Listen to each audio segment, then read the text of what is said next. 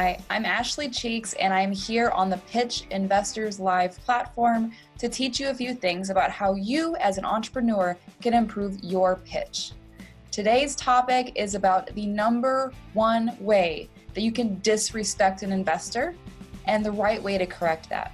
Without meaning to, entrepreneurs can go in front of investors, their once-in-a-lifetime opportunity, and blow it completely simply because of this one fatal mistake. This applies whether you are pitching on Pitch Investors Live's platform, or if you're pitching to an investor who is a friend or family member, or if you're pitching at some kind of networking event. No matter which platform you're talking about, this is going to be a problem for you if you don't get this one thing right before you go in front of an investor. Now, I also want to make sure that you know a little bit about me. I am a business plan consultant and a pitch consultant, and the reason why I'm working with Pitch in particular is because I love the way their platform gives everybody an opportunity to actually have a chance at the money they need to make their business grow. The reason why they are so unique is because they actually empower entrepreneurs with great ideas. So if that's you, if you have some kind of a business idea or you have an existing business that needs a little bit of help growing with an investor partner, then this is definitely the place for you.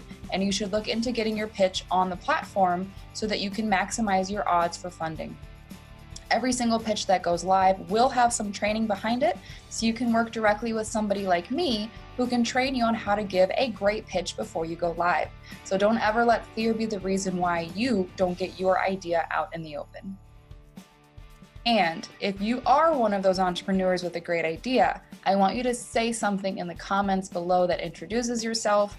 I'm going to go check back later and give you some love and make sure that I understand who everybody is personally. So please go and introduce yourself whenever you get a second in the comments. So let's get into the material. So you've probably by now seen a few pitches yourself, whether it is on something like Shark Tank or it's on Pitch Investors Live. You've probably seen somebody go under the gun and actually present their idea in hopes of getting funding. In those pitches, there are a lot of common themes that you probably pick out as being wrong, or you might be able to recognize when somebody takes a southward turn and you can tell the pitch is going downhill fast. While you may not know why that's happening, you still intuitively see those moments where things are not going great. One of those moments, tell me if you've heard of this before, is when the investor says, you know what, that's a great idea. I will be a customer in a heartbeat, but I'm not investing. That phrase is like a knife wound to the chest for an entrepreneur. They're not coming on here to pitch you to be another customer. They're coming here to get your partnership. Now, one key area where they went wrong, and the topic for today's discussion in this training, is how to make sure your investor sees you as a partner and doesn't feel treated as a customer. When you treat your investor as a possible partner, your pitch reflects that differently. If you have been selling your product for a long time, you might very naturally be in salesperson mode, where you are simply amped about your solution, about what you created, how you created it, and that's fantastic. You need that energy no matter what you're doing or what you're selling, but you have to know how to morph that energy towards the topic of pitching your business instead of pitching your product or service. One of the greatest problems we have as entrepreneurs is we spend time and energy and effort into creating the perfect product or service for people. And naturally, all that blood, sweat, and tears tends to come out whenever we're talking about our business at any level. You have to know what it looks like to shift away from getting customers and move it into I need an investor mode. Now, I wonder if anybody watching this, and please comment if this is you, has a product or service or solution that you feel just sells itself. I mean, you don't even really need to go out there and make this formalized pitch because the product or service is kind of its own sales point. If you were to just put it on the floor and put a sign next to it saying what it was, people would be like, oh, I need that. I desperately want to buy that right now. If that is you, that is a really valuable thing. And that's even more reason why you don't need to go too hard in selling your idea to investors. You do, however, need to sell your business to investors. I want to tell you really quickly about a client that I worked with last week. He created a new type of flood barrier system that will literally save lives in the event of natural disasters or flooding or other scenarios where there's going to need to be a barrier to keep people safe. Totally amazing proprietary product. It literally sells itself. And he is working through his pitch right now in a way that is totally different and unique from what he's been doing for the last 10 years. And when I looked at his materials and I worked with him on the information, it was crystal clear that his business plan, his investor presentation, everything from beginning to end was selling this product about why it was a great solution. And there is a place for that in your pitch. It simply is not the focal point of your entire speech that you're giving to this investor. What you have to make sure you're doing is balancing the product or service with what the actual benefit of the business is to the investor. And one of the reasons why people tend to be afraid, and tell me if this is you, of telling their ideas is they're afraid their ideas are going to be stolen. I've seen time and time again that people tend to focus on the product or service they're selling at a very salesman level instead of delving into the proprietary details of their business simply out of fear that their idea is going to be ripped off and taken and run with by somebody else. There's a lot of schools of thought on this. Some people go to one extreme and say you should never tell anybody anything about your business ever because they're going to steal it from you and you won't be able to do anything about it. Some people in the middle say, tell people about it, create an NDA, and make them sign that document, and that will protect you. Some people say an NDA isn't going to protect you, and in fact, you should forget about trying to protect it at all. Just shout it from the rooftops and hope for the best. There is a little bit of a middle ground that encompasses all of these things. Number one, if you're genuinely scared that somebody is going to steal your idea and that's holding you back from giving your best pitch, then you need to make sure that you're honest with yourself about how stealable your idea is. If it's super, super easy, simple, and crazy, just elementary in nature, you might get it patented or protect it in some way legally, because if that's the case, you want to make sure that you are protecting yourself. If your business has elements to it that are so complex, however, that nobody could possibly duplicate it unless they worked for you directly and saw the inner workings of everything, then you're probably worrying a little bit too much and you're letting that worry hold your business back from growing. There is a really, really positive effect that comes out of just sharing your idea with others. And yes, some people will see it and go, oh, I could do that. But only you know for sure if somebody else is capable of executing things to the point that you're executing them to. Your passion, your background, your drive, and your knowledge is unique to you. One way that you can make sure that your idea never gets breached by somebody else is by being the first one to take action on it. Simply being first to move on the concept that you're trying to bring to market gives you a huge advantage. Most people are not going to come to the game quickly enough to be able to steal your idea and compete with you unless you're not taking action. And the easiest way to not take action is to talk yourself out of making the next step, whether that is finding an investor or pitching yourself to somebody specific.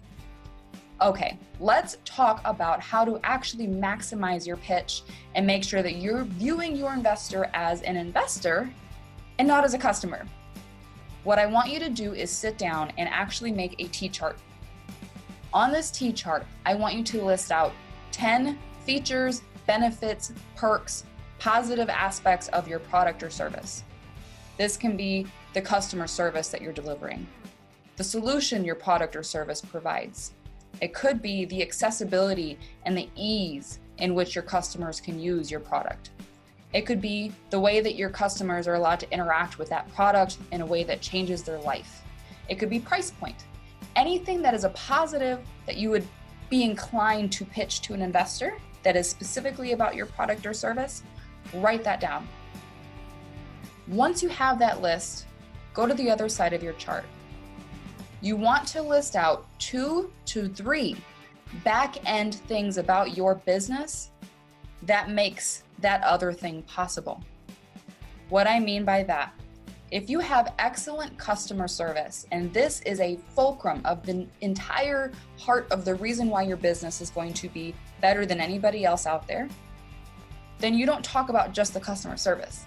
You start with customer service and say, hey, we've got 24/7 support. Nobody else offers a level of help that we give our customers. And then talk about how you made that possible, the business side of that feature. So do you have a remote call center that's handling the volumes of calls that you're getting in that are specifically trained to handle your customers? Do you have a proprietary training program that you are putting all of your call service people through so that they give the best, most consistent levels of quality service possible? Do you have a hierarchy management system overseeing these people internally? Talk about that. Talk about the logistics of how and why your product or service is the best. Let's say that your product solves a really, really important problem. Taking my flood client as an example, not only was his flood barrier amazing, but it wasn't new. It was something that merged two existing technologies, and he was afraid to mention that because that was copyable. Somebody else could take those two technologies and share it with the world. Here's where it was really interesting. These two things that were proprietary independently, and he brought them together. He patented the use of them together. Before that happened, he wasn't comfortable sharing his idea with anyone. So it wasn't until he protected himself legally, again, 10 years in the making, finally he got a patent on it, that he was able to start pitching his idea. So when you're talking about the fact that you have an interlocking barrier system that is going to literally save millions of lives in the event of a natural disaster, you can say the reason this works is because these two things work together and they interlock through this mechanism we developed in our manufacturing facility. And the manufacturing facility has these molds and uses these molds to create these at a volume that keeps our costs down. And on top of it, we're manufacturing in country. So we're saving on a lot of shipment costs that would otherwise be incurred. You need to make sure that you're talking about the back end of every single aspect of your business so that there is no chance that that investor is going to feel more like a customer than like an investor. Now, you have to remember that it is the easiest thing to do to slip back into pitching to a customer midway through the pitch. This is where it gets really disrespectful to the investor.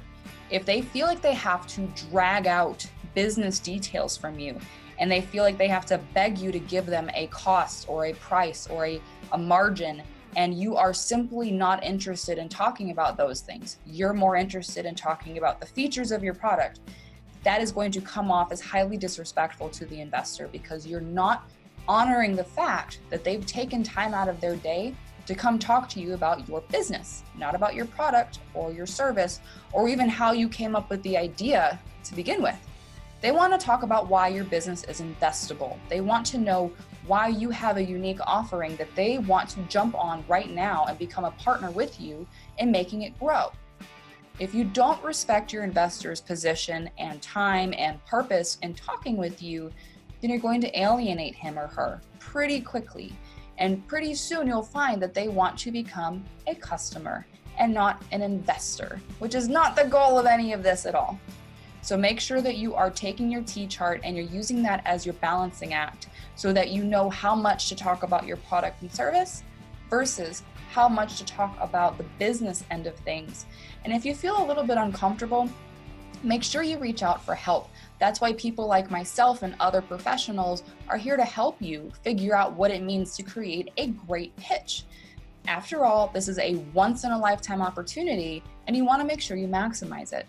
On the other hand, if you're not even reaching out to put your idea into the world in a way that's going to expose it to growth and success, then your job is to make sure that you're giving your baby, your business, the best chance at growth possible by getting it in front of things like Pitch Investors Live and other platforms so that it can actually have an opportunity to succeed. Thank you for your time. I hope you found this valuable. Please leave your information in the comments so I can say hello to each of you. Have a wonderful day. Take care and stay positive, entrepreneurs.